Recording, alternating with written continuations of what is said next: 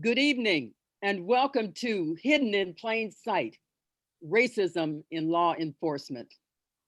I am Dr. Veronica Honeycutt, the CEO of the Honeycutt Foundation and the author of Straight Talk, How to Survive and Thrive as a Young Man of Color. Now, numerous complaints have been heard over the years by victims who have experienced unfair treatment by police officers and law enforcement representatives. How did we get to this point, this situation? What must be done to make the present situation better for everyone involved, the public and law enforcement officers?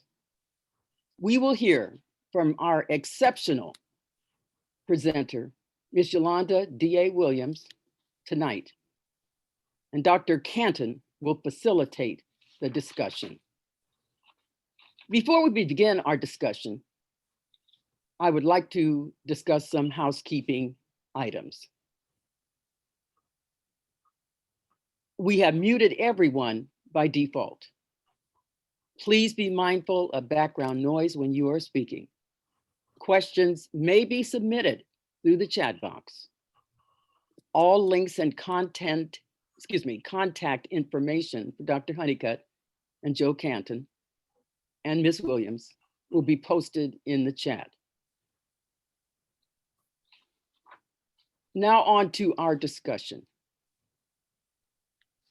It is my great honor to introduce our facilitator, Dr. Joe Canton, and our extraordinary guest, Yolanda D.A. Williams.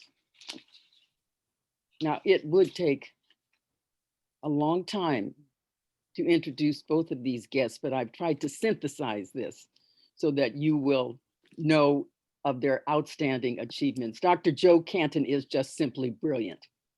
He's an accomplished consultant and expert in various fields.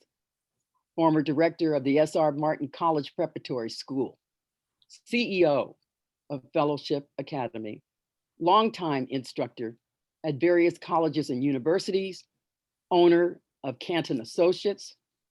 He holds a master's degree from Occidental College in Urban Studies and a doctorate in comparative studies, and he received that from the UC Irvine.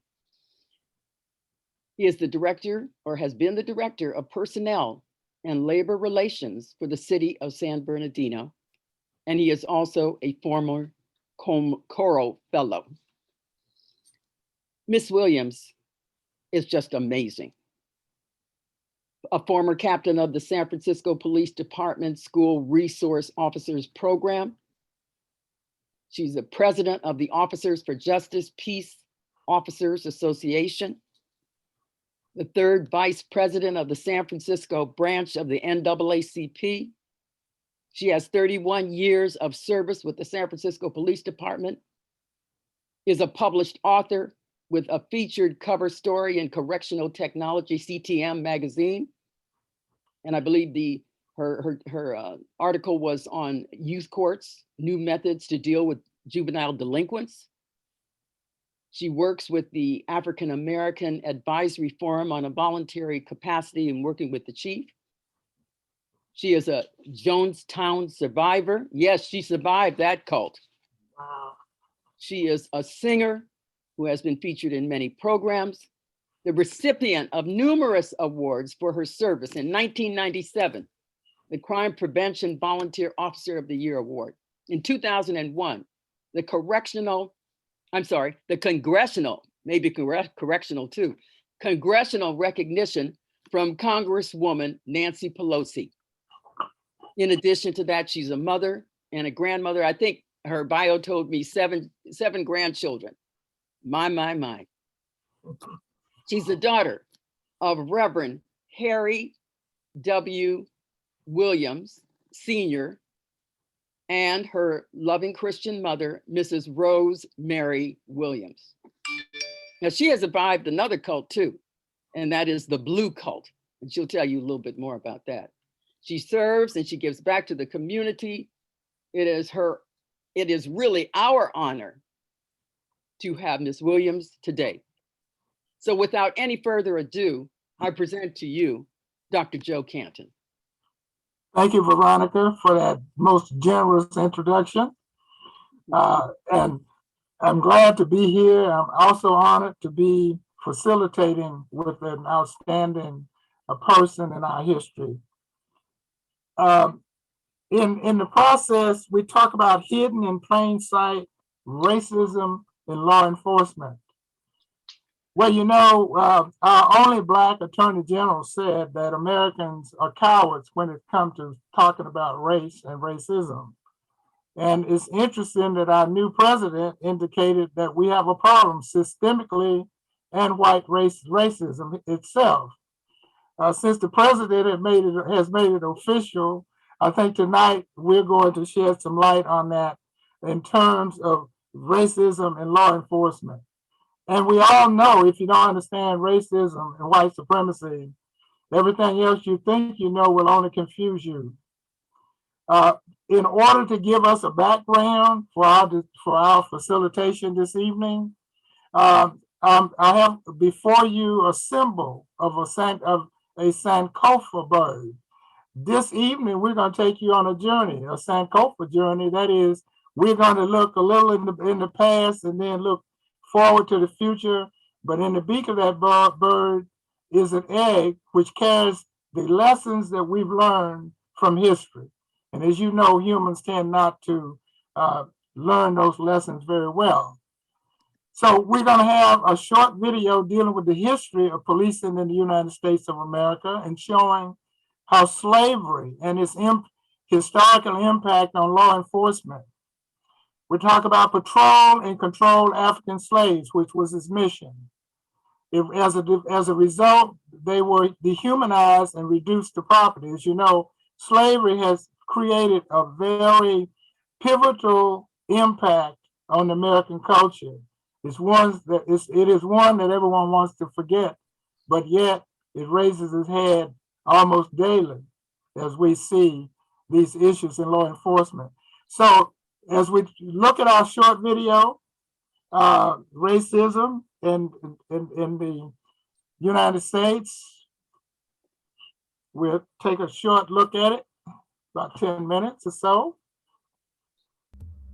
The uprisings against police brutality across U.S. cities came after police officers killed 46-year-old George Floyd. But the anger you see is also in response to a history of police violence. A history that has left Black people more scared about being a victim of police violence than being a victim of violent crime.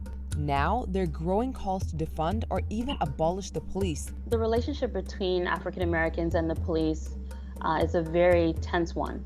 To understand American policing today is really to tell a story that comes out of slavery in the United States. Let's take a look at that history. From slave patrols to enabling lynchings, crushing protests, and shooting to kill.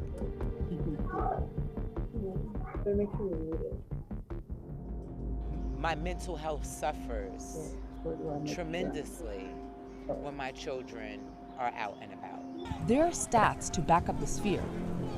Black Americans are 2.5 times more likely than white Americans to die at the hands of police. Police use of force is the 6th leading cause of death for young Black men. Minneapolis police used 7 times more force against Black people than white people over the last 5 years. Such force includes kicks, neck holds, tasers, and takedowns. In America, 3 Black men or more is deemed a threat. This is a problem. Almost 80% of the Minneapolis police force is white, and that's far from unusual in the United States. On top of this, U.S. police forces have become increasingly militarized. Heavy-handed police tactics were used to suppress recent protests and enforce curfews. The 1033 program funnels excess military equipment into police forces at a fraction of the cost. Police forces around the country hold about $1.8 billion worth of military gear. But this brutality and militarization doesn't come out of nowhere. Dr. Keisha Blaine is a historian specializing in African American history. The early roots of American policing begin within the context of slavery. Before the Civil War, African Americans, particularly those living in the U.S. South, were enslaved. One of the things that developed throughout various parts of the South was the creation of slave patrols. Slave patrols were made of white volunteers. They would stop, question, and punish enslaved people caught without a permit to travel. They used vigilante tactics and terror to deter slave revolts. South Carolina set up the first slave patrol in 1704. Well, the white volunteers who joined the slave patrols felt empowered to control the lives of Black people. And this is where we begin to talk about how whiteness functions within the historical lens. Then came the Reconstruction era after the American Civil War. It's during this time the U.S. starts seeing organized and uniformed police officers. By the end of the 19th century, all major U.S. cities had police forces in place. They are made up of predominantly white men, and they are functioning in a very similar way as the earlier slave patrols, in that they are continually targeting Black people. The 13th Amendment abolished slavery in the U.S. in 1865, yet Black codes were introduced immediately after. These laws controlled the lives of Black people, restricted Black people's movement, restricted Black property ownership, and punished African American men out of work under vagrancy laws. Police forces were very much part of the story. Their job was to uphold these codes. Jim Crow laws legalized racial segregation.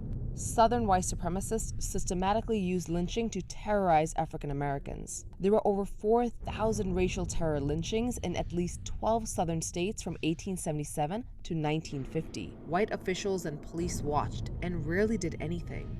By the time we get to the early 20th century, within the context of the Jim Crow South, what we see are police forces actually making it possible for white vigilantes to murder Black people, to lynch Black people, rather than arrest people for acts of violence. The painful history of police brutality continued during the civil rights movement. There are all these moments where, as activists are marching peacefully, they encounter local police who attack them, who beat them up, who arrest them for all kinds of minor offenses or actually no offenses. Police forces during the civil rights era generally stood against protesters. The Civil Rights Act of 1964 ended segregation on paper, but uprisings triggered by acts of police brutality continued, from the urban uprising in the late 60s to the LA uprisings of 1992. Violent policing of African Americans persisted. Then, in 2014, a police officer fatally shot 18-year-old Michael Brown in Ferguson. That galvanized the Black Lives Matter movement. No peace! No peace! No peace! I see so many parallels even to the 1960s, and not solely the ways that people are organizing and the kinds of strategies they're employing, but even to the issue of police violence. There have been repeated attempts to reform police departments. There were calls for all cops to wear body cameras. They didn't deliver. Officers were trained to use more non-lethal force, but the training hasn't stopped killings. Thousands of cops have been investigated for misconduct. Police violence hasn't stopped. So people are recording police brutality, and people are sharing it. And in 2020, a white police officer in Minnesota will face criminal prosecution for the death of a Black civilian. I am happy that all the officers have been arrested. My fathers have not been killed like this. We deserve justice. That's all I have to say. It's rare for cops to ever face trial, much less conviction. The officer who knelt on George Floyd's neck had worked as a police officer for almost 2 decades. This is despite being involved in a fatal shooting of a suspect and having multiple complaints filed against him.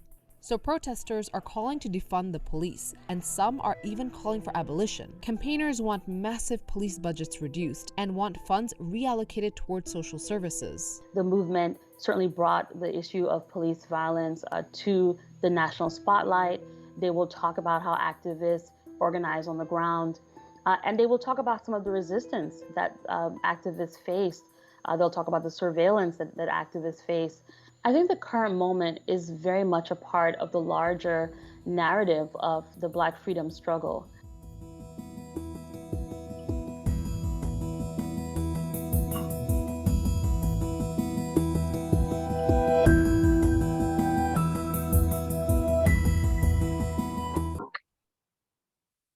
Has been flying their helicopters about Alameda and Contra Costa counties looking for lines or trees that could cause trouble later on.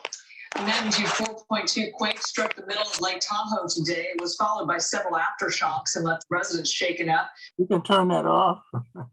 Okay. All right. The video is sort of a sample of giving us a background on police violence. And it also solidified the reason we're having this particular program. This program is to wake you up, to those who are asleep, to realize that they themselves as individuals can be actually people who are actively involved in resisting racism in America. It is important that you not be a bystander or just sit and watch and wait, but be an active participant. This particular program is to awaken you up. This will be an alarm clock, because the nation right now is faced a very important turning point in its history. And the police force is playing a pivotal role in that history. And so as we take this walk back, you can see the impact of what is happening today. Now, a guest who has spent many, many years here in San Francisco as an officer of the law, and I've learned to make a distinction between an officer of the law and those individuals who wear blue but not really out for justice. So we're going to have some conversation about that as we discuss law enforcement practices. The other point that's raised is that you all are invited to participate in this challenge. And I guess I'm passionate about the fact that we're at a very serious point in this country where it's going to take all citizens who are like mine, who are looking for justice, to participate in solving this problem. And by the way, this problem is a long-lived problem. We have not gotten to the solution yet. We're still working on it. For over 300 years, we've been working on a solution. We've had experts, and I'm sure you're going to find our work in the Honeycutt Foundation. We've had experiences in culture diversity trainings.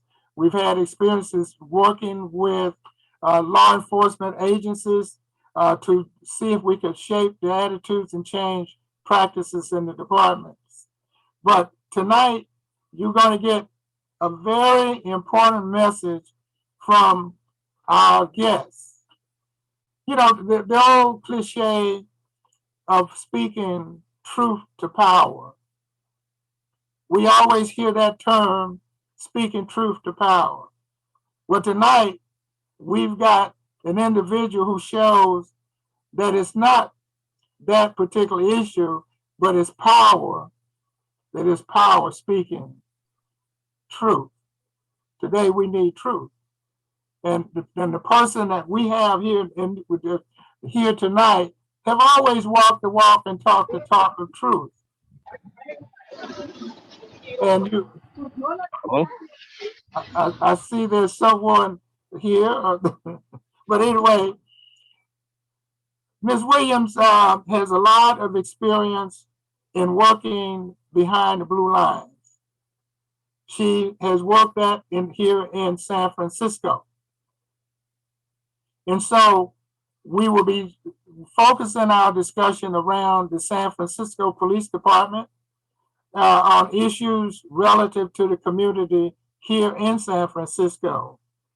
Though you see from her record, she is a nationalist in the sense that she is known in the national community of police officers of being an outstanding spokesman for those folk who cannot speak for themselves. And what a spokesperson she is. And as we get into discussions, you will be able to ask questions and leave them in the chat box. as we pursue. So, Ms. Williams, if you will come online, we can now engage and talk about your experience as a Black woman. I know you made a statement that you will never be blue enough, but you will remain Black enough. And from that statement, very powerful statement, and I like to hear as you talk about your experience as a law enforcement officer and a captain as well. So Captain Williams, will you begin a discussion here with us?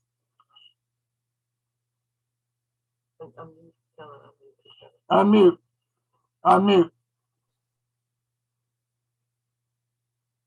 There we go. All right.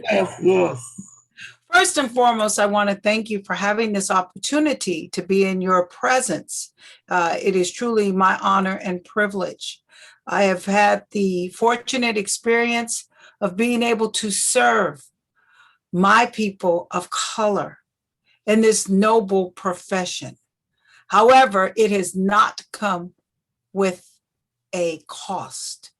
And the cost for me is no different, I must say, than the cost for many officers who came before me in this profession. Yes, it is a profession. However, it has been a profession that too many who wear the blue uniform have utilized and abused the power and authority that they were given when they were sworn in to protect and serve. I want to share with you that during World War II, the San Francisco Police Department decided that they would hire a few Black police officers. And those officers were what they classified as limited tenure officers, meaning that they had not completed the civil service examination. However, they had previous military experience so that they were allowed to have these positions with the understanding that when the next civil service test was administered, it was considered that they would then be grandfathered into the police department. And as usual, the promises that are oftentimes broken when they're given to us, this promise was broken. So it wasn't until 1948 that we actually had some brave Black men. In fact, there was 11 officers by 1955 that were actually hired and completed the Civil Service Commission examination successfully. And when we first came in this police department, it should be noted that the Black officers were only allowed to work in the southeast section. So we're specifically talking about the Bayview Hunters Point. And they were only allowed to do certain things: traffic enforcement. If they heard something going on somewhere else, even if it was in an area that they lived, they were told not to leave their assigned post and do not respond. And as it is today, the Black officers are frequently used when there's a problem in a community that is primarily a Black community. Then we become important to our agency. And then they utilize our ability to communicate with our people to their advantage so that they can continue to provide policing service in a mannerism in which they don't have to worry about their safety. And this practice is appalling. And this San Francisco Police Department has also been able to ensure that the Black officers are never provided with the career development, career pathing, and everything else that should be available and accessible to them so that we can be in what I call positional power. Positional power means we would be in the command staff. Now, in San Francisco, there is a force of over 2,100 officers. Believe it or not, in today, when we're talking about police reform and we're talking about the fact that there's been 21st century policing, we've had a Black president, we've had Black chiefs of police, a force of 2,100, there are only 208 Black police officers serving in the city and county of San Francisco. I attribute this to racism. Others say that we're not capable. Others may say that we did not pass the exams. Others may say that we don't have what is necessary to be a police officer. We didn't come here to be police officers. We came here to be peace officers. That's why the Officers for Justice is specifically called the Officers for Justice Peace Officers Association. And so at this point in time, I say that it is very clear that racism exists in policing. It's clear that it exists in a city such as San Francisco, which is supposed to be a metropolitan city that is an example for other cities to follow.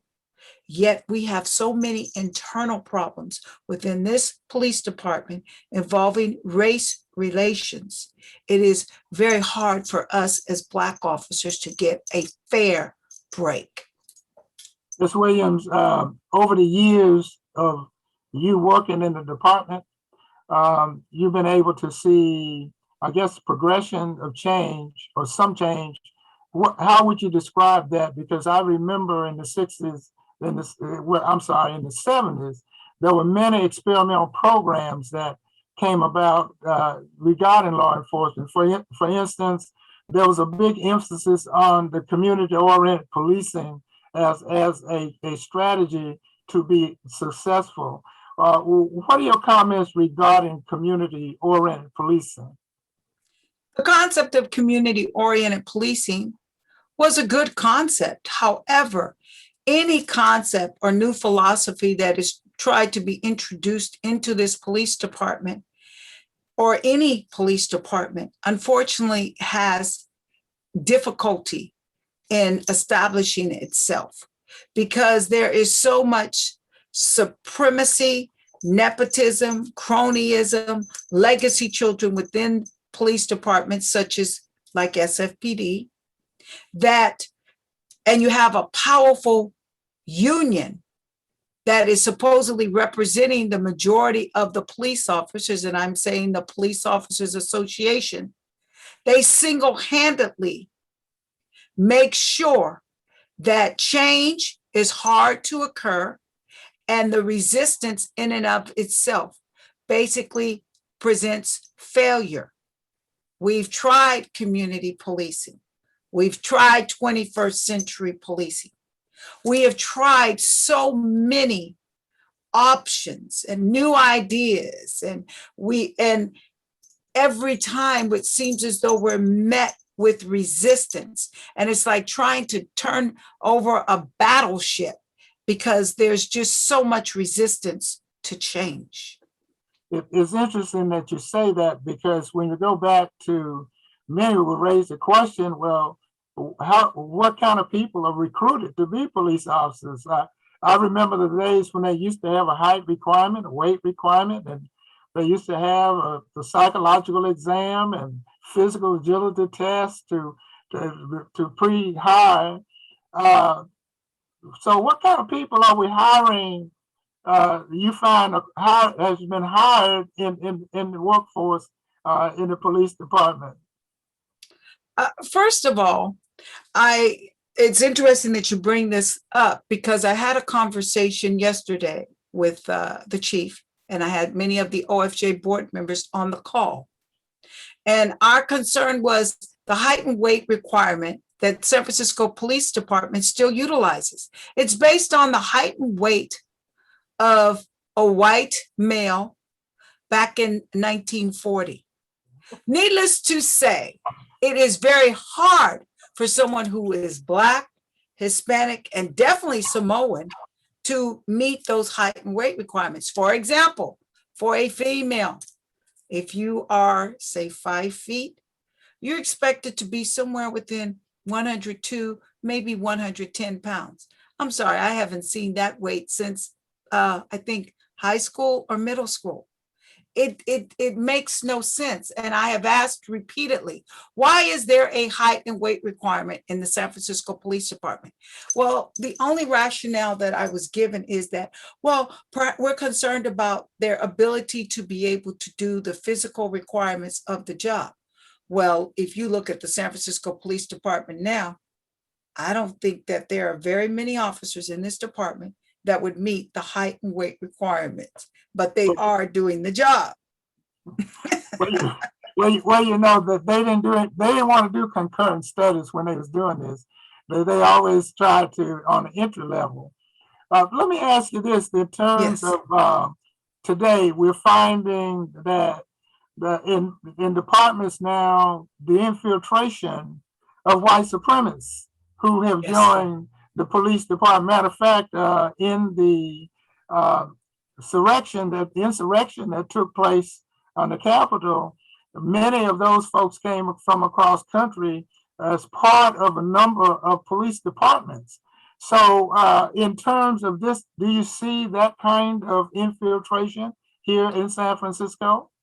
Absolutely. In fact, we have some who are members of the Hells Angels that are even in the police department. But I can tell you, I personally am aware of people who are white supremacists that have been in the San Francisco Police Department. As many of you well know, I was the victim, or they wanted me to be the intended victim, I should say, of text gating, where I was described as an NB. Because I don't use that N word, but also I was ostracized because I had successfully been appointed as a sergeant of police. One thing about the majority of the members in this police department, they have a problem when Black people are promoted. And it's a resistance, first of all, and a question about your capabilities in the job that you're placed in. And then oftentimes you're placed in a position, you're given that responsibility in that job. However, when it comes time for you to make your decisions, which you should be actually capable of making, your decisions are always questioned by others. And for me, that's a problem. And TextGate was the FBI found out that several members of this police department, including from the rank of captain and sergeants, lieutenants, etc., were engaged in conversations and making disparaging comments, racist comments about Black people, about homosexuals, about Indians, etc. And I had inquired from the then chief of police, who was Greg Suhr, if there was anything I needed to be concerned about as the president of OFJ. I wanted to get a climate survey about what was going on, because I was at the time concerned about our relationships with our diverse communities. And he told me, no, there was nothing to worry about. However, I discovered in 2015, when it was in the newspaper that this incident had been revealed to the San Francisco Police Department by the FBI more than 7 or 8 months ago. And there were actual threats made against Black members of the Officers for Justice by name. This chief failed to provide us with that information so that at least we could be informed that we were potentially in harm's way. That is when we recognized we had a problem in SFPD that had not properly been dealt with. So Captain Williams, would you think that you mentioned it slightly, but the question of the police culture, the values and the belief systems and the attitudes and behaviors that's reflected in that culture blue that we hear about within that culture of the organization. And you make a very interesting analogy when you say, I wear the uniform, I'm blue, and when I take it off, I'm black. Yes, yes. And by the way, you destroyed that myth about the test taking because you scored number 9 out of 250 who took it. So you certainly destroyed that myth. Yes, yes. I must say that the police department, I'm first generation law enforcement, and I will be the last member in my family to be in law enforcement. And I'm determined to ensure that that happens. And there are reasons why. But I must say, as a first generation police officer, there were stereotypes made about me before I entered into the police academy. Because I grew up in Potrero Hill, it was assumed that I came from a single parent home. It was assumed that I lived in the projects. I've never lived in the projects. I don't know what it's like to live in the projects. How foolish. It was assumed that I was there to infiltrate the police department and to actually find out who was doing something wrong, and I was going to sue them. They used to call me what was referred to as a D17 type of girl. That was a department general order we had where it was kind of like if you were a whistleblower and you would tell on police officers. So I told them, no, I don't have to do D17s, but my ex-husband is an attorney. So I don't have a problem suing somebody if you want to make some problems with me. Now, in the police academy, I want to share with you that there's a lot of propaganda that is placed in a Black police officer's face, where they tell you specifically the majority of the crimes that occur are occurring in predominantly Black communities. The people that we mostly arrest are Black people. So they make you already feel like, should I really be here? Am I supposed to be comfortable? They tell you about the Black Panthers, that was a militant group. They were against police officers. In fact, even when a captain goes to the FBI Academy, they learn the same propaganda that the Black Panthers were a militant group. They were anti-police. They wanted to kill police. They learned that Malcolm X was also someone that we should be highly concerned about because he was promoting hate and he was this and he was that. And these are the things that you have to deal with for 6 months while you're in the academy. You have people constantly watching and monitoring you and listening to what you say, watching how you react when different presenters are placed in the classroom. It is not a comfortable position to be placed in. And you have to then make a decision as to what side you're going to choose. But they're telling you at the same time, you're part of the blue family and they're going to be there for you. They'll be there for you when your friends won't be there for you. They'll be there for you when your family won't be there for you. Well, why when Textgate happened, they weren't there for me? I had to handle that on my own. And this is not an unusual thing for our Black officers. This happened to the officers that served in this agency before me. And they fought it. And they're in hopes that we would not have to go through it again. But I assure you today, in 2021, we are dealing with the same issues that were dealt with in 1948 and in 1955, which is racism, sexism, and hatred, and anti-Blackism, microaggressions that are directed towards those of us who are of color. And you, as a Black officer, the ones who they like the most are the ones that do the majority of the arrests. They love that. But see, for me, arresting someone does not mean that you're a good police officer, or it doesn't mean you're a good peace officer.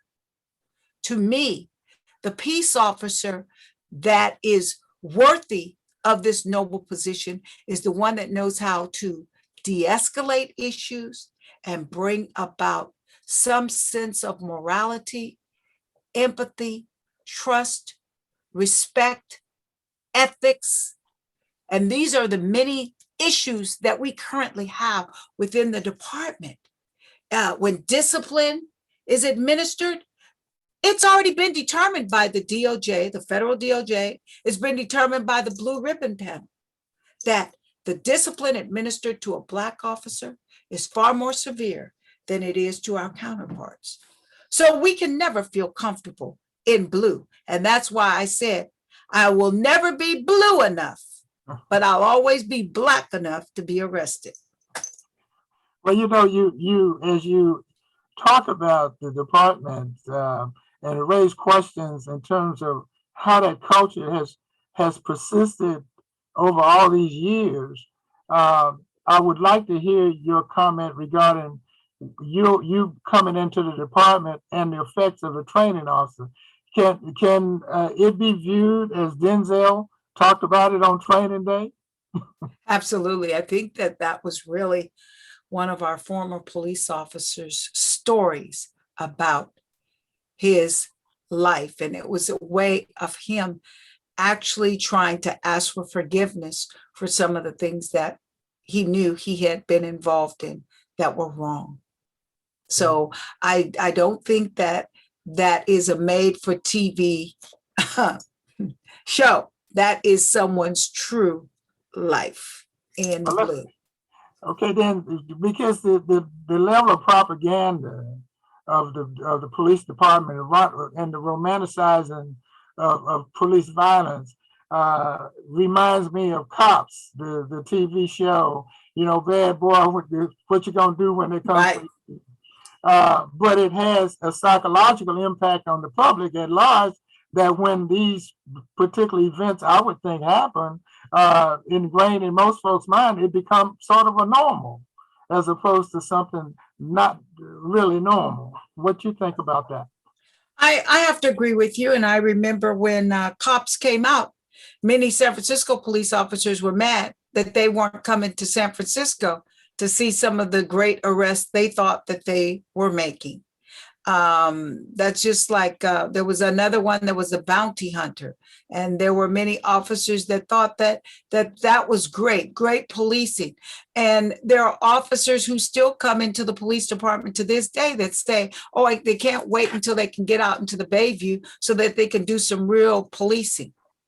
Now, they're not talking about policing in the sense of bringing necessarily calmness to the community. They're talking about getting what we used to call blue cards, which are felony cards.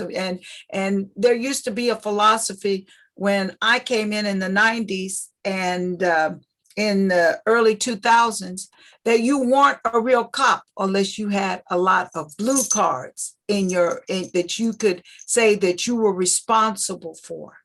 And see, for me, that's a problem. That's an issue, because that is not why police officers are supposed to be here. So in my mind, I realize that they want us to be slave catchers. They want us to go and arrest people who look like us. They want us to help them eliminate our population in the city. And I refuse to be involved in that type of policing. That is not what policing is supposed to be about. So those values continue to remain in the framework in which we started our discussion, as far as what shapes the police department today, and those values that's been carried forward unto the present. One of the things that I'm amazed at in terms of the tremendous cost for white supremacy in departments and their actions on and misbehavior, not only misbehavior, but criminal actions on the part of police officers. Do you have any idea what this may have cost San Francisco over the years in terms of, or is that maybe something secret and kept in some of the files that we can't get to as private citizens? It's no secret. Because of the immunity that's afforded to police officers, which I must say I compliment New Mexico because they no longer have the immunity for their police officers. But the sense of immunity for what you do under the color of authority has allowed police officers to feel that they are above the law. And in doing so, it has cost San Francisco millions of dollars each year for officers failing to use proper judgment and be appropriately know how to utilize their brain to critically think out a situation so that the solution is an intelligent one. Now, if you say, well, what are you talking about? Look at the case where the young man, I know they call him Kente or Kiate. I don't know his real name. I can't think of it right now. But he stole a lottery truck, a lottery vehicle.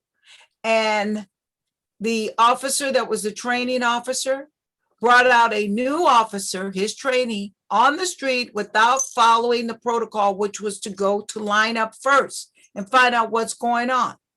But in his mind, it was important for them to go and catch this suspect. They went into the Alice Griffith projects at a high rate of speed. Remember, this is a young new recruit officer, his first day out on the street. He did something that we were never trained to do. He shot at the suspect. He had his gun in his hand. The round went through the window and hit the suspect in the neck. The suspect ultimately died there. You know that cost San Francisco quite a bit of money. The officer, the recruit officer, lost his job. Well, what I find most amazing is that once these enormous cases are settled, they also sign a statement that they're not admitting any wrongdoing. Exactly. And I have to wonder how you could pay that much money and not be doing anything wrong. Seems a contradiction. Exactly. And sometimes they claim it's policy failure. And sometimes they try and blame it on another party or other situations that compound it. And that is why we have a problem with our communities of color being able to trust those who wear blue. And I can tell you for sure, I've crossed the thin blue line. So and you know what? I say now, what line?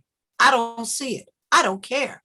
Because ultimately, somebody has to hold those of us who are in these highly paid, highly referenced and positions. We have to be held to a higher standard. We have to be role models. We have to be trusted, and we should be respected. I'm not going to say we have to be respected, because I'm a person that believes when you give respect, you get respect. If you don't give it, then you don't deserve it. So we have to earn that respect. Well, you know, I also wanted to ask you a question, since now you see a number of African Americans who are now chiefs. And what impact do you think these individuals have, or do they have to be of a certain pedigree in order to be police chiefs? Pedigree and of way of I think that your latter suggestion was right on point.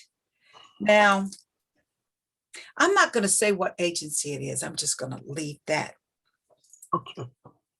out there for your imagination. But there was an agency very similar to, I'll say the agency was in California. There were several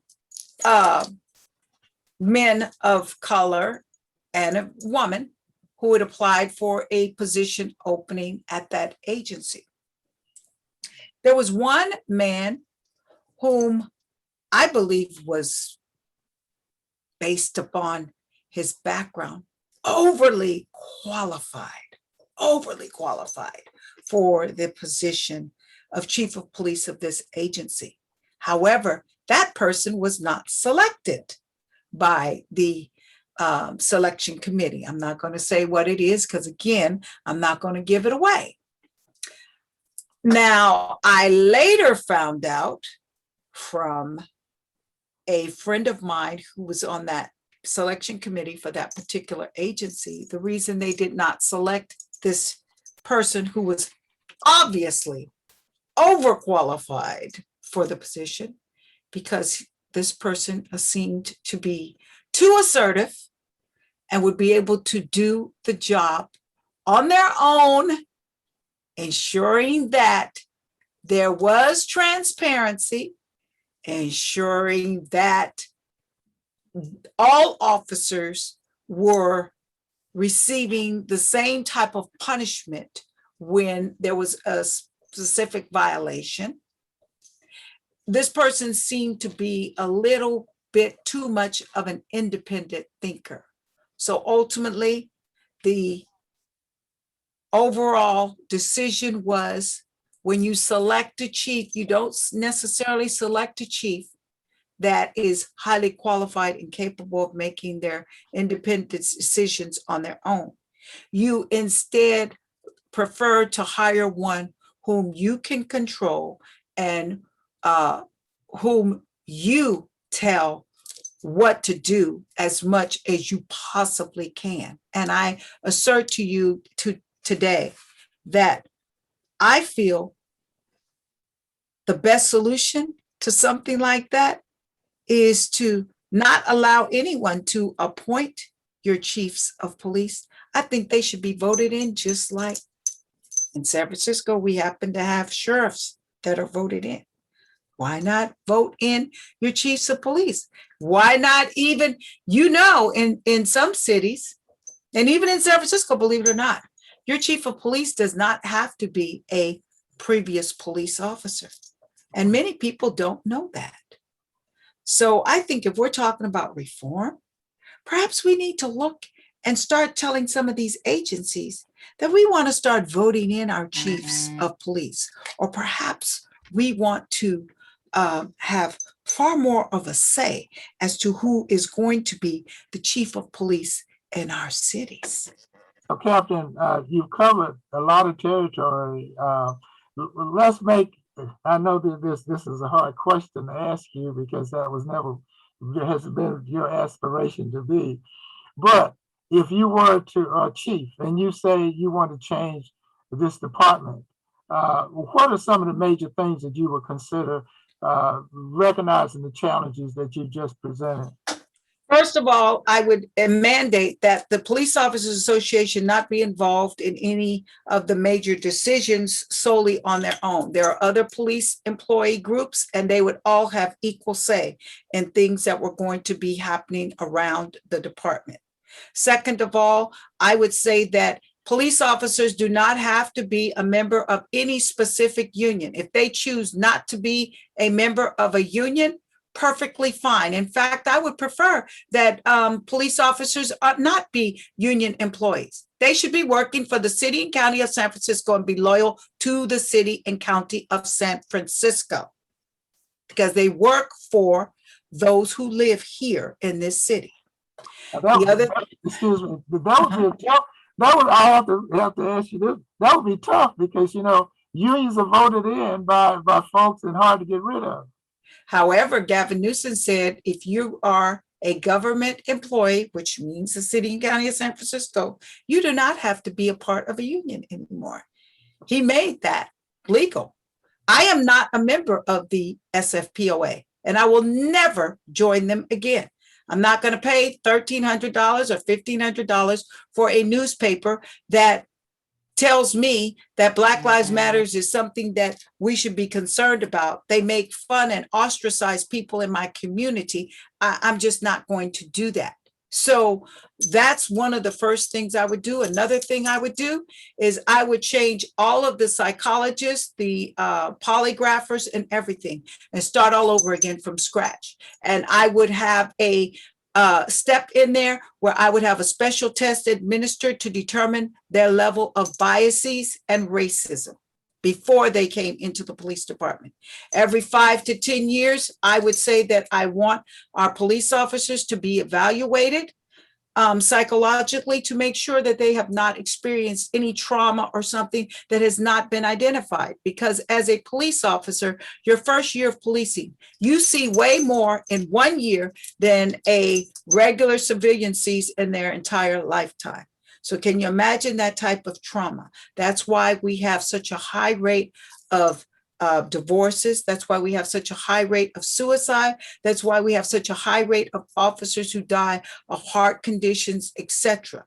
So we have to find a way to do the job better. I don't want a police officer or force a police officer to remain in this position for 58 years. I want to say if we have police officers in this department, if they want to retire at the age of 50, they should be able to do so.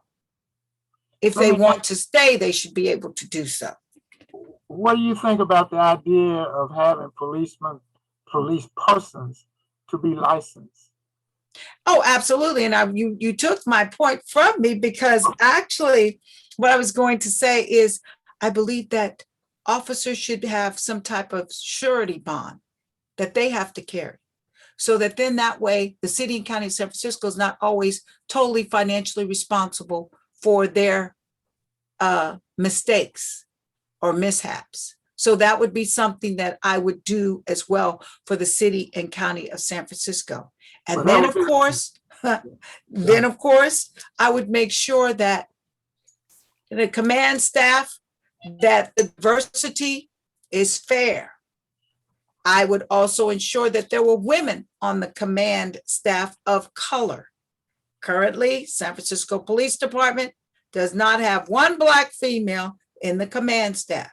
And the suit that the Officers for Justice engaged this police department in over 40 years ago, back in 1973, actually it's probably longer than that, 1973 though, it was decided to ensure that Black officers had an opportunity, just like the white officers, that any chief, if they so desired, could promote into the command staff anyone from the rank of lieutenant or above. In fact, that's how Tony Chaplin became the deputy chief, assistant chief, and then the acting chief for a while in SFPD. However, currently, that is not being utilized in making appointments onto the command staff. And so ultimately, in a command staff, it is predominantly males, and there are 2 white females within the command staff. And out of this entire command staff, which is the largest command staff ever in the history of San Francisco Police Department, we only have 1 Black commander and 1 Black deputy chief. And that 1 Black deputy chief is where I call Siberia, which is he's working out at the San Francisco International Airport. And we will never be able to change this department until we are in control of some of the very important positions that have hindered our ability to be empowered as a people. Well, let me ask you another question regarding the liability. I understand that the police officers have what is called a limited immunity. Yes. And they also have a policeman Bill of Rights. That's correct. So that level of protection, I imagine, gives rise to the fact that only 1 police officer in the history of this country recently have been convicted of murdering a Black person. Exactly. But I was amazed at how much evidence it took to prove that the brother didn't have a big help in him getting killed himself. As opposed, and you can't look at the record of Chauvin, for example. Chauvin apparently had a number of issues in his personnel file, but could not be brought to the case. Well, you know, Shellman is not different from what even happens here in SFPD. One of the captains who was involved in the TextGate situation that named me and other people of color has had a past disciplinary record for, they want to say it's biases. It's just racism. Let's call it what it is. And they tried to train it away. They sent him to training, hoping that that would change him. And as you see, it didn't happen. I am a firm believer that racism is not something you can train away. Biases is not something that you can train away. Disrespect for people because they don't look like you and you're the majority is not something that you can train away. I was in fact told, again, I'm not going to say where it was or what agency it was, but I was again advised that there are still people who are disrespectful to those who are in positions of authority. And these types of things, these types of behavior, this type of behavior is going to continue until people are held accountable for their actions. And stop telling us you're going to train this and you're going to teach them this. You cannot teach someone a behavior that they have learned from childhood up. Again, that goes back to the background investigative officer. The background investigations officer cannot call someone and say, hey, can you tell me about Mr. Smith? He's applying for the police department. No, take your butts wherever Mr. Smith went to elementary school, where he went to middle school, where he went to high school, and you start doing some really hard, strong groundwork.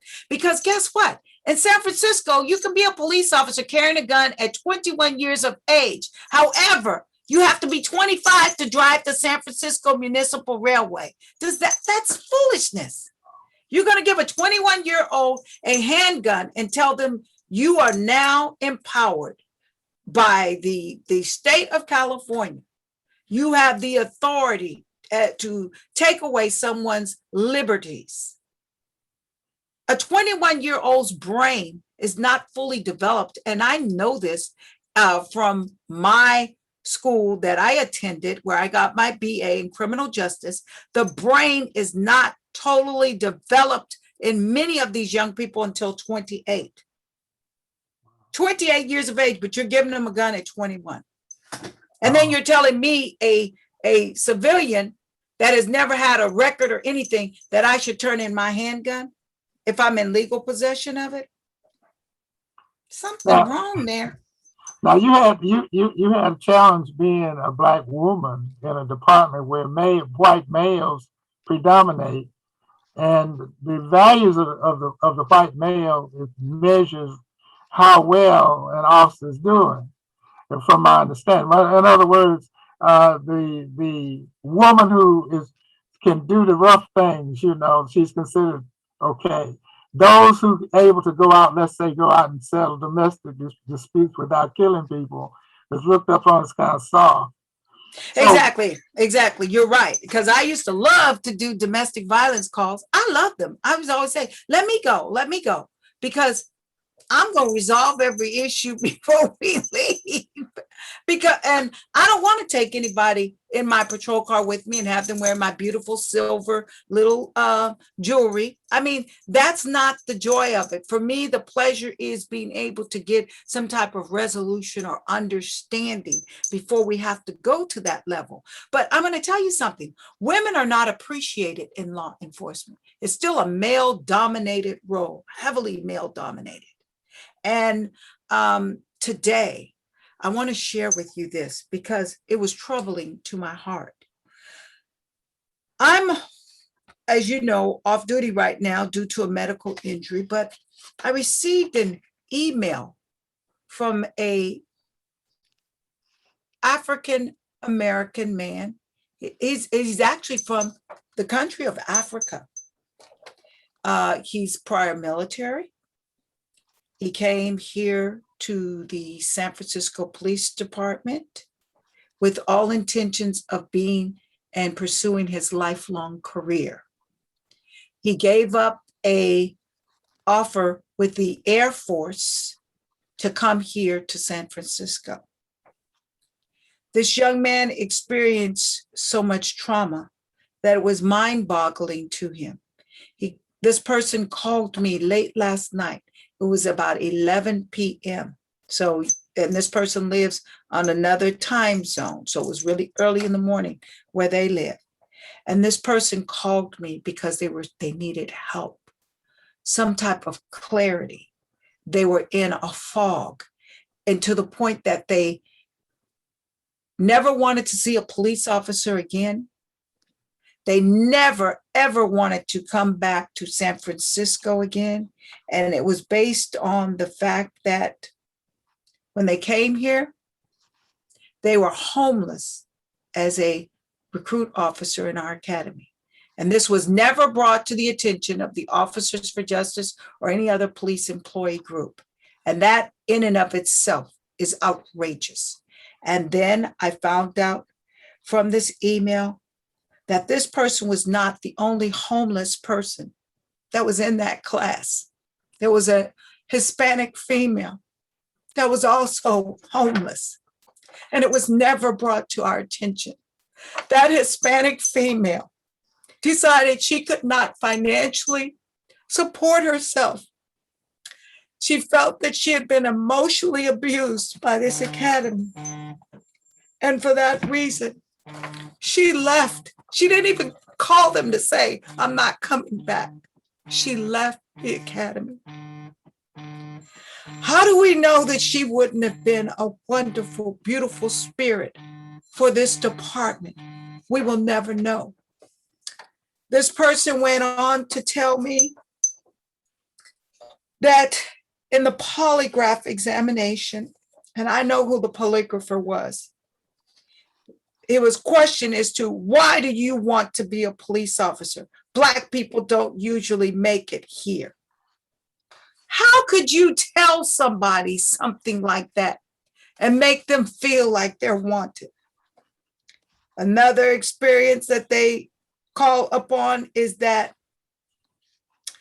a call was made to them from a blocked number. They didn't know it was the academy calling. The person was ostracized about being so rude and obnoxious on the phone. This young man said the reason he was because he thought it was a telemarketer and apologized profusely. That should have been enough. No, the background investigator, who should have nothing to do with it anymore because now this person's in the academy, was told about it. The background investigator called this person and said, why don't you just leave if that's the way you feel? You expect a Black male that's from Africa to feel like they're wanted when you do something like this? And then the last thing that this person told me, and I've heard of this, and I mentioned it before last year, and I said, I hope we stop it. His class was forced to crawl on the floor all over the academy for an hour and 15 minutes on all four. If they had to go to the bathroom, they were not allowed to stand up until they got into the toilet stall area. They were also forced for punishment to do that out on the asphalt concrete out in the parking lot of the academy. I'm sorry, I find that to be inhumane treatment. I find that to be cruelty. I find that to be corporal punishment. And there is no way that anybody in the city and county of San Francisco should allow any person to be treated like that. And then you expect somebody to come out of the academy wanting to practice and engage in community policing, wanting to practice and engage in showing love and empathy for someone when they've been disrespected and violated like that. This young man will never, ever, ever come back to this city. And he was African. We don't know if he was traumatized when he was forced to get down on the ground all four. He said they learned that in the military because that was something they needed to know when they were at war. Who are we at war with in the city of San Francisco that you would have to do that to someone? There are other ways you can punish someone. That's just disgusting. There's COVID. People are walking on the floor. I mean, they're on the floor where people have walked. People have spit on the floor. People, it's unbelievable and it's unacceptable. What needs to happen there? The police academy needs to be contacted. I think that residents of this city should start getting on the police commission calls and tell them that you're not going to tolerate your recruits being treated like that. This could have been your brother, your child, treated like that. You think I'm going to have my grandchildren or anybody in my family ever go into law enforcement? No, I've seen enough. I've had enough. Nobody should have to go through this type of torture to prove themselves worthy to do what? Have that little bitty star? I don't need that star. I need a higher star that's going to take me somewhere much further than this. I got out of a cult, which was Jonestown, and I got into a new cult of blue, which is policing. I'm not here to catch slaves. I'm here to help slaves be freed and emancipated. I'm here to help slaves get your reparation. I'm here to help slaves learn how to utilize their voice and their God-given talents to be successful in this society. And I'm sorry, I know I went on a rant and a rave, but this is just something that just broke my heart when this was brought to my attention today.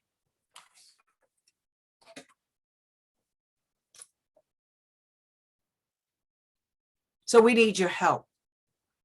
We need you to start getting on the police commission calls. We need you to start holding this department accountable. We need you to start calling out when you see something wrong. We need you to use your phones, your personal phones, technology to make sure that people are being treated with dignity and respect. This chief doesn't allow us to put a suspect on the ground, to have them sit on the ground. However, it's okay for a recruit officer to be walking all around on the ground. Pitiful, pitiful, pitiful. And the people who are responsible for that, do we really think that they deserve to be training our officers? Sad.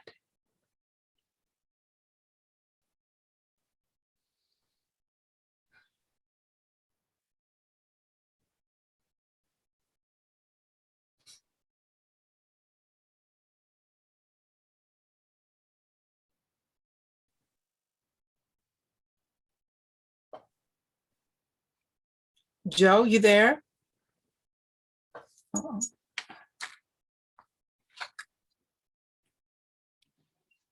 Okay, we may have lost Joe. Yeah, I because, think we did. yeah, it doesn't appear that he is responding.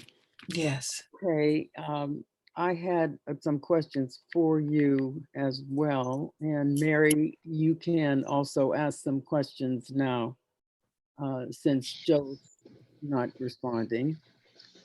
Let's see.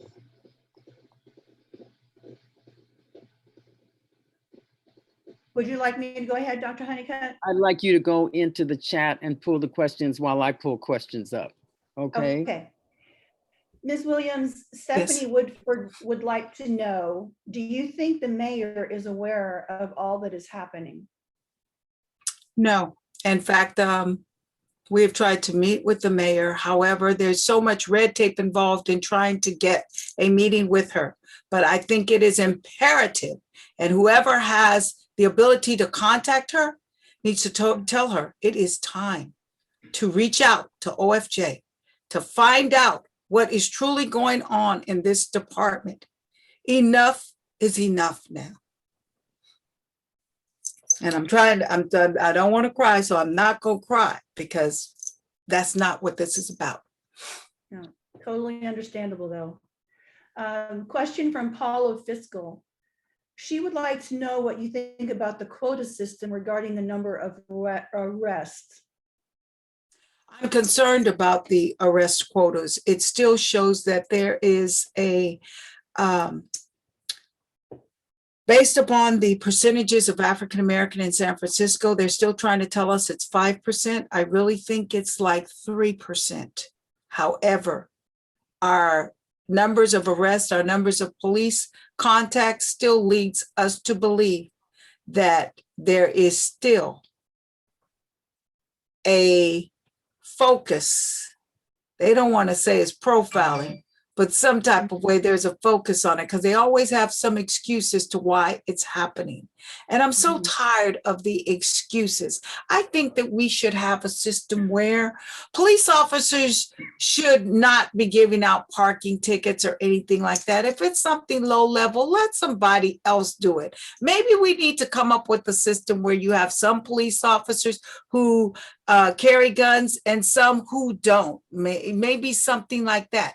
And of course, we need to make sure that police officers have their own insurance so that our city and county is not being burdened constantly and taxed constantly because of improprieties and wrongdoings by police officers. And you all who live in San Francisco, you have the power, the ability to make this happen. And San Francisco needs to be the one to show other cities how to make it happen. You need to stop allowing this immunity to continue to exist. You need to stop allowing agencies to refuse to divulge disciplinary records of officers. We need to have a clearinghouse like in Sacramento where all of those records are mandated to go to, so that whenever an officer leaves one agency and tries to go somewhere else, that agency should have to go through the clearinghouse to make sure that the record does not reflect excessive uses of force, excessive officer-involved shootings. We've had officers from other agencies that have come here that have been involved in officer-involved shootings at other agencies and vice versa. It is happening all over the United States. Somebody has got to bring America policing under control. Somebody needs to get in touch with Joe Biden. Somebody needs to get in touch with Kamala Harris. She's from here. She needs to come here and have a conversation with us about this. There can be no reform until you start to hold people accountable. Officers charged with misconduct need to lose certain benefits. Maybe we need to start looking at their pension plans. Maybe we need to start holding them more accountable. I'm going to tell you something. As an officer, if you go after me financially, I'm going to learn what I'm supposed to do a lot quicker than if you just keep telling me you're documented in my personnel file, or you're going to give me 2 or 3 days off this time for doing that. Great, thank you. Another question from Paula Fiscal. She'd like you to address the way overtime is given to the white officers, primarily legacy. I'm sorry, just say that one more time. I heard the legacy officers. She'd like you to address the way that overtime is given to the white officers, primarily the legacy. Okay, well, let me explain something to you. We brought this recently to the attention of the administration that we felt that there's a unit called PLES that administers the overtime and allows officers to get overtime hours. We emphatically know that some people have connections with some of the officers that work up there, and they are allowed to get primo positions, even though they weren't the first one to sign up for it. This is a known fact to happen. Also, legacy children are allowed to make far more mistakes than those who are first generation. Also, of course, you know, those who are involved in cronyism and nepotism always get the free buys and whatever. We have a fraternization policy that says you're not supposed to basically sleep with the help. However, it happens. And it's stated that if you are doing it, you're supposed to let the administration know that this is a situation. I know emphatically of some people who have never followed that policy. However, because they were legacy children or children who had the proper connections, nothing was done to them. That's a problem. That's a major problem. Yes. From Sandy Mancini. I Mhm. thank you, Lady Yolanda. Would you speak on New Mexico's no more immunity for police officers and what other states are following up to do the same? Mexico was the first one. New Mexico was the first state to decide this because they've realized that they were spending too much money in lawsuits, which they found the officer liable. However, because of immunity, the person had only one recourse, which was to have the city or that particular agency pay it. So we need to ensure that our monies are being utilized appropriately. When you talk about reparation money and taking money from the police departments and defunding the police, you don't even have to do that. If you got rid of immunity, that would cut down on a lot of the money that you're expending out consistently. And that would, in and of itself, ensure that your officers are going to practice ethical behavior and be moral, or as moral as you can possibly make them be. Because if they have too many claims placed against the bond that they're having to pay each year, they're gonna actually, that bond's gonna become so high that they're not gonna be able to afford it. So guess what they're gonna do? They're gonna either straighten up or they're gonna ship out. And quite frankly, the ones who are creating all these problems, they need to go. So since your agencies can't do it because they feel compelled, they have to give a break because, oh, this one's father was in the police department or his uncle was such a great police officer. Stop it. Stop it. Because I have seen many, at least 3 Black officers relieved of their duty this year. Okay. They didn't have a problem doing that because, of course, we're not legacy children. And I'll tell you something else. Why is it that if we've had about 400 Black officers, we know the majority of them have probably had some children. How come we don't have that many Black legacy children in the San Francisco Police Department? Probably because those young people have seen what their parents have gone through, the struggles, the fights, the fact that they never got a fair break. That's the issues. That's the problems. And I even know of one of the legacy children that came in, and she was a very good friend of mine. She was told by one of these racist deputy chiefs, he's no longer employed with the police department, he's retired, that she would never, ever be made captain as long as he was a member of the San Francisco Police Department. And true to his word, that young lady had to retire out as a lieutenant. Very distressing. Mary, I have a question for Yolanda or two. Yolanda. Yes. The mayor's trying to put together a new gang task force. I don't know if it's CBRT or CURT. Is that really going to be a deterrent to the No, increase? no. New officers. Okay. Because Yolanda, look, here's the thing. Yes. I have yes. a sister who's on this call who lives in the Bayview, and regularly those folks are experiencing shootings. That's right. And everything. They go to sleep and they're shooting. They have to run into their houses because something's going on. How can we break the back on all this shooting and all these gangs that are out of control? First of all, there has to be a plan that involves community members that are in that district. That's District 10. I'm from District 10. I know 2 weeks ago, 3 Black males in 3 different incidents were killed. I didn't hear much about it. Why didn't I hear much about it? I heard about the Asian issues, but I didn't hear anything about that because we don't matter to anyone. So we have got to pull together, collaborate with one another, and we have got to take this city to task. What needs to happen is just like they have ambassadors down there in Union Square to protect those lovely shoppers and other folks. Why don't we have ambassadors in District 10? Mhm.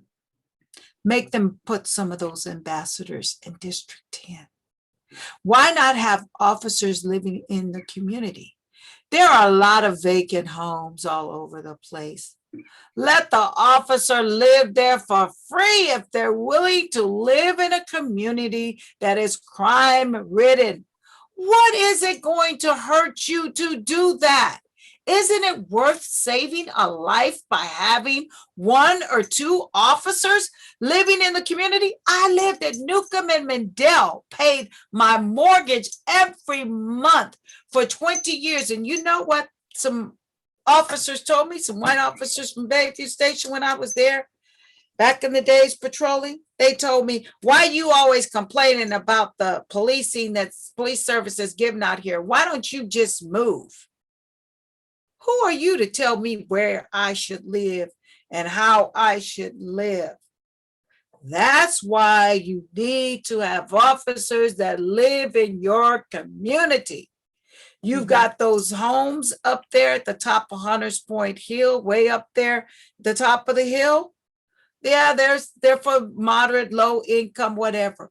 Let an officer live there for $200 a month.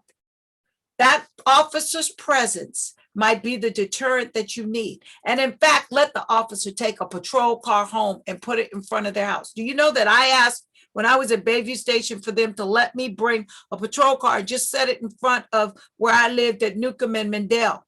I wasn't going to drive it anywhere. I wasn't going to do anything illegal with it. It was for me to deter the young people from selling drugs blatantly out there and everything, for the fear that they thought that a police officer might come out there or something. You know what the answer was repeatedly? No.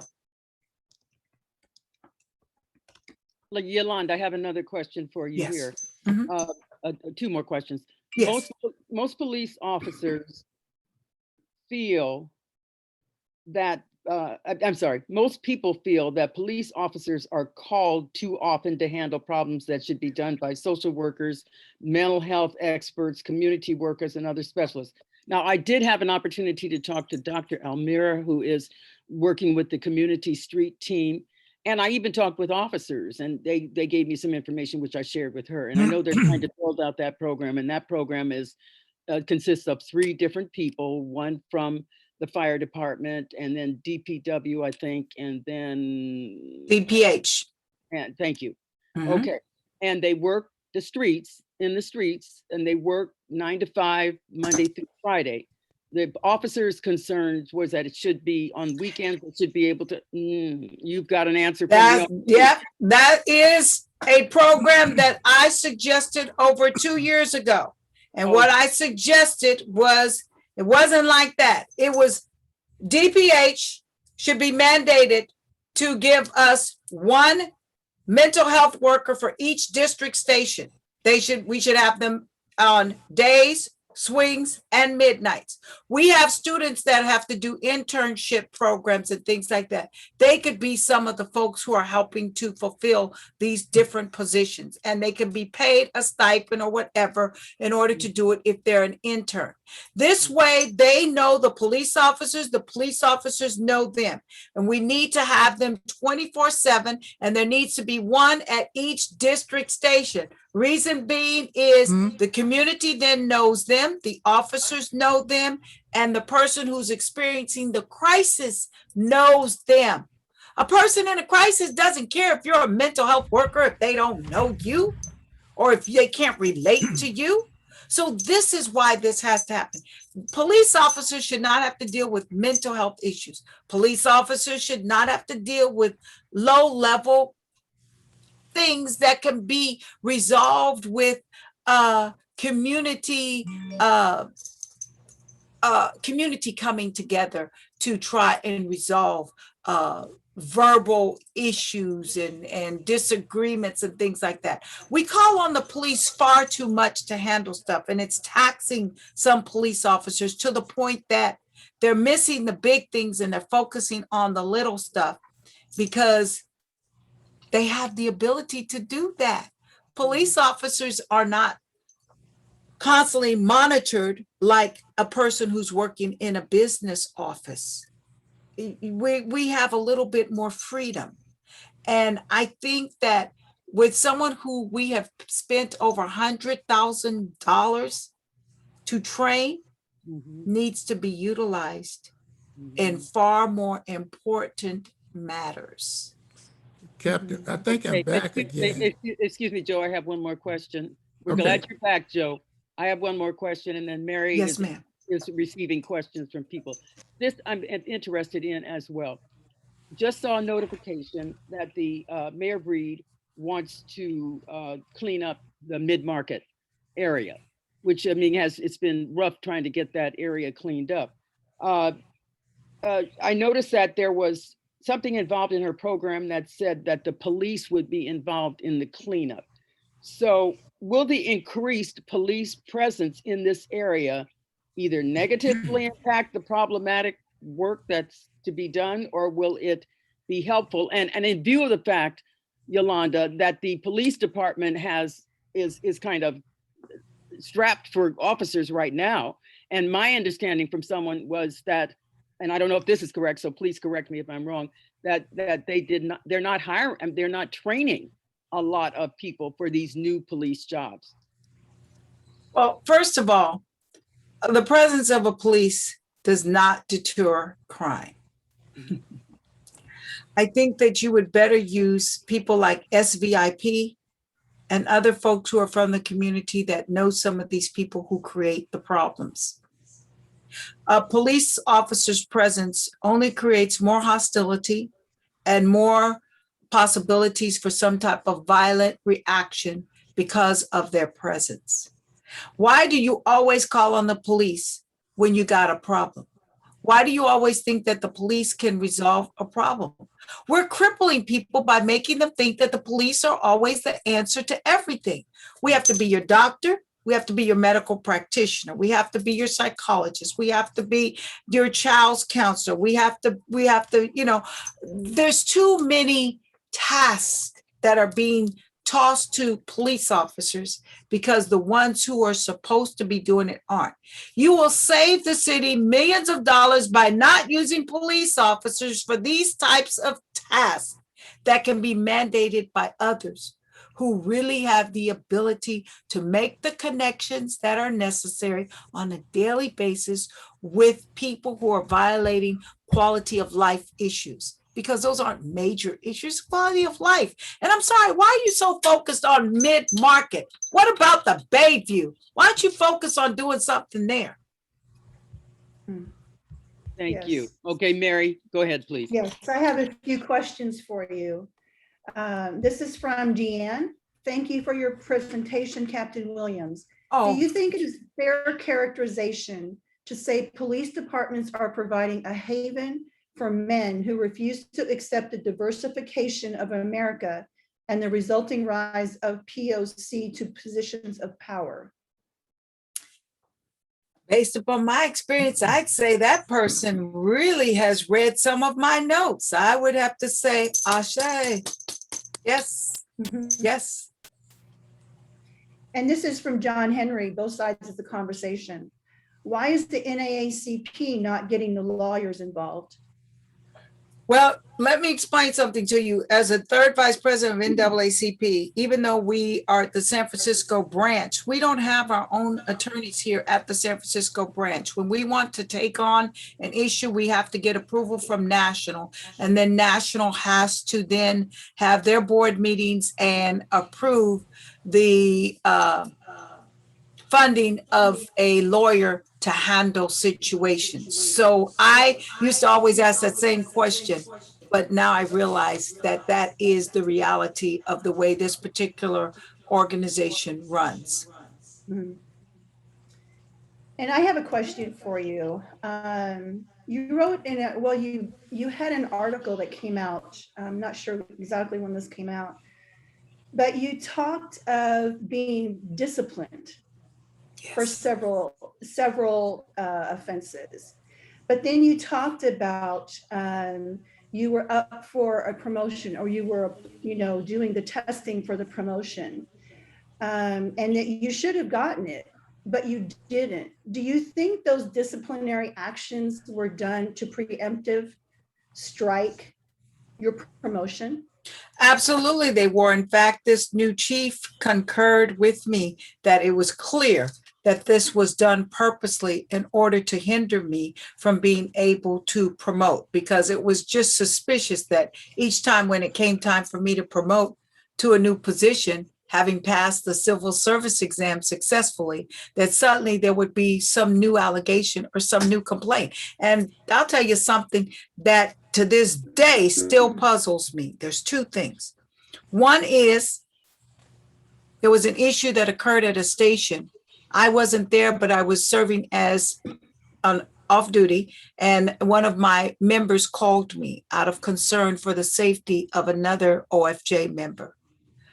I advised the OFJ member that, do you feel comfortable at your workstation? Oh yeah, I do. Are you sure? Yes, I am. I said, okay, then I'm just going to leave it alone. But I was suddenly accused of being involved in some pending investigation, which I knew nothing about. And then ultimately, even though they couldn't prove that I had been involved in any misdealings or anything, I was suddenly put on the Brady's list. The Brady's list based on someone saying they had a suspicion. The Brady's list is not supposed to be based on suspicions. It's based on pure evidence. And the person who said it was based on a suspicion happened to be the same race as me and a deputy chief. So that should tell you who it was. But guess what? He's in Siberia. Enjoy Siberia. The other issue was I happened to be in Walmart. I was in a rental car. I mean, I'm not gonna lie to you about something that I did, because I'm always very honest about what I do. I was in a portion of my uniform. My hair was down. I had on some Hug shoes, and I was in a rental car. I didn't want to leave my gun or my shirt in the rental car because I said, oh, I'm up in Hilltop. I got to go in here really quick because I really need this. And so I made the decision to run in like that. Clearly, anybody in their intelligence would know. It says San Francisco. I'm in the East Bay. Obviously, I'm not on duty and I'm not in a marked vehicle. But anyway, someone took it upon themselves to take a picture of me from the back. And they knew I was up for a promotion. So as soon as I saw the picture, now, if they really wanted to do something and it was really based upon their concern about whether or not I was truly on duty or off duty, they would have investigated that first. But to add further insult to injury, you turn the picture over to Internal Affairs, but then you also go around and you text that picture to other members in the San Francisco Police Department. And guess what? One of the members gave me the picture. So when they called me in to investigate me from IAD, they just knew I was going to say, oh, no, that's not me. I'm not going to lie. I said, you don't even have to show me the picture. That's me. They said, you haven't even seen the picture. How do you know it's me? I said, oh, you talking about this picture? And I showed them the picture from my phone. They said, how did you get that? I said, because whoever gave it to you, and I gave them the name of the person who claimed they were trying to make sure I was above board. I said, that person sent this out to everyone in the department. So it's all over the department. So your investigation is tainted. So I think we need to close this investigation, and I'll accept your little reprimand or whatever it is you choose to do. But I don't think we should take this any further, because this shows that your Internal Affairs divisions has some real problems. There is no confidentiality. Needless to say, I received a reprimand, and the reprimand is no longer in my folder, my police personnel folder. And they had to apologize to me because they recognized that, oh, you were off duty. Yes, I used to wear my uniform home sometimes when I was off duty because fear for getting stopped by other cops going through other cities to get home. But you know what? Now I don't wear it. I don't even want to wear it. I told the chief, I don't like wearing the uniform because you know what? It doesn't represent what it used to represent to me. And several of my members have said that they feel that they have a broken spirit because they feel like they have never really been supported as Black officers should have been supported. Because you know, it's not common for Black people to suddenly say, I want to be a police officer. So, you know, so I ask too that our Black community, please try and support your Black officers because they are going through a lot. We were called out for taking a kneel to show solidarity with others. I'm so sorry that happened to you and that it happens to other officers. Another question I have is a twofold question. How do we get police and community on the same page? And would community people in an organization of trained community folk working with police officers be effective? First and foremost, we need to do something that somehow or another Mickey Callahan got rid of. And I'm going to call her out on it. We used to allow our civilians to sit on the panel when we were selecting who was going to continue on to the background process to be considered as police officers. So it's time that we reinstate that again and let the stakeholders, the recipients of the police services choose and help select who should be considered a viable candidate to be in this noble profession in our illustrious city of St. Francis. The other thing that we must do in order to bridge the gaps of communication is we need to start attending the captains' meetings when they have them with the communities. Every district station captain is supposed to have a meeting with their community members on a monthly basis. You need to find out when those meetings occur and be present and call them out on things that you have witnessed or heard that have happened in your district stations. And again, on Wednesday nights, every Wednesday night, the first, second, third, and fourth Wednesday of the month, you need to be on the police commission meetings, listening to what policies and procedures they're about to enact in your city, because oftentimes they're good policies, but then there are times when those are policies that have not even come to you, the stakeholder, for your feedback on it before it's being accepted and ratified. So we can't let that happen. And the other thing you need to do is you need to insist that your district station captains have the officers get out of their patrol cars and walk around in the community and speak and engage with those of you who are either have businesses or you're walking around in the community. You shouldn't have to wave down a police officer. Police officers should be going around in your community waving at you and saying hi and asking you how you're doing. How's your day going? And you know what? On Sundays, let some of those, ask some of them police officers start coming to some of these churches on Sundays. Go make a visit. They don't have to sit there for the whole service. But you know what? I think what's going to happen next is shootings are happening in churches and everything too. San Francisco's been very lucky and fortunate. However, we better be very careful and cautious. So I think we need to start telling these officers, we want to see them just stop in, even if it's 5 or 10 minutes, stop in. Let us see you so we know you. You can only trust people that you know. You can only trust people that you see. And when somebody sees you, then you can feel that they might be able to respect you, hear you, and want to work with you. I have one last question. This is from John Henry, again, both sides of the conversation. Looking at the MOHCD budget, there is over $10 million in legal support. Do you think the NAACP should go after those funds for legal support? Well, it certainly would be nice. And if he'd like to talk to me offline, we certainly can explore something like that. So please ensure that he does have contact information for me because I would like to discuss that further with him. Thank you. That's great. Okay, Joe, would you continue? Yes, I apologize for the technical difficulties, but I want first of all commend this wonderful police captain for the service you've delivered today.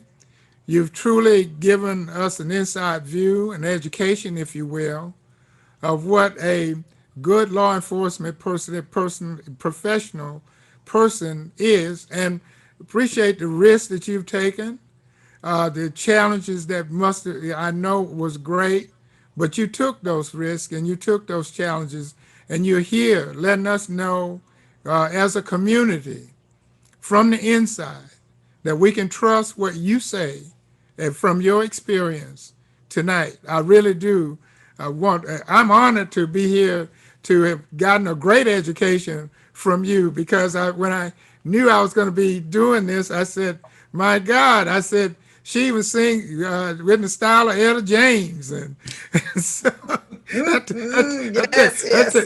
that take me all the way back. So I really appreciate you and the services that you rendered. And here we go again to some things, but I'm going to end my statements by saying this: if you run for mayor, let me know. And I don't know if that's a job you would want to do, but at the same time, you have done you ought to be commended highly, and I've been honored by being a part of this discussion with you. And I hope next time we can do it without the interruption of the great technology that we're providing. So thank you very much. Thank you. Thank you. Thank you very much, Joe. Thank you, Ms. Williams. Wonderful presentation. We learned a lot. I was going to ask you, what are some of the things that we need to do to make the police department better? I didn't need to ask that question, because you straightened us out on that. I loved it. And to our public that's with us, we have heard from a dedicated, wonderful civil servant and police official, Ms. Yolanda Williams, tonight. And thank you, Dr. Canton, for your wonderful facilitation. But folks, I want to close with this. We have work to do. I mean, Yolanda, I was going A through B through, and I thought I'd be stopping, and I got all the way down to you. Okay, we have work to do. Yes. This is not the time to be weak. John Henry, this is not the time to be frustrated. He'll laugh on that one because he knows what I mean by that, as Mary knows. Okay, we must act to make things better for ourselves, our community, and for those wonderful people who will live on this planet after we are gone. I'd like to remind you that the Honeycutt Foundation will be sponsoring another event on Friday, June 25th, 6 to 8, as we look at another topic in our area of racism and white supremacy. We're going to take another subject matter that is very current and in the news, and we need to get busy and do. Before I bid you adieu, I am going to call out one of my mentees and one of our own within HG Inc. and the Honeycutt Foundation, and that is Stephanie Woodford, who graduated from City College of San Francisco today. And thank you so much. You're entirely welcome, my dear. She and her daddy are on the phone, the wonderful Mr. Woodford. I want to congratulate all of the students who graduated from City College and all of these other colleges and universities nationwide. I want to remind you, young people, that you are our leaders now, and you are also our leaders in the future. Thank you so much, everyone, for being with us tonight. Good night, and may God continue to direct your steps and bless you, and bless you even more. Take care. Good night now. Bye-bye. Good night. Good night. Good night. Good night, everyone. Good night. Good night. Good night. Thank you so much. Good night. Good night. Sandy. A blessed weekend. I'm care. trying to Night. fill out the survey. Can I get the survey emailed to me, Mary? Good night. Yes, you may. Thank you so much. Have a great weekend, We, everyone. we appreciate your turning in those surveys. Thank you, Sandy, for saying that, because Yes. that's how we know how we've done. And we always count on you to give us other suggestions as to topics you would like us to discuss. And John Henry, you're the bomb. You know, yeah, you are- Beautiful, beautiful. I love I it. didn't mean to start any trouble. Did I start any trouble tonight? No, you didn't start any trouble. No, you came in with some brilliant ideas as usual. And you know, when Yolanda tells you she wants you to talk with her, you know, brother man, follow through. Okay. No, Laurel, no it's problem. good to see you. All of you wonderful people. Thank you, thank you, thank Bye, you. Laurel. Take care. All right. Good night now. Good night, everyone.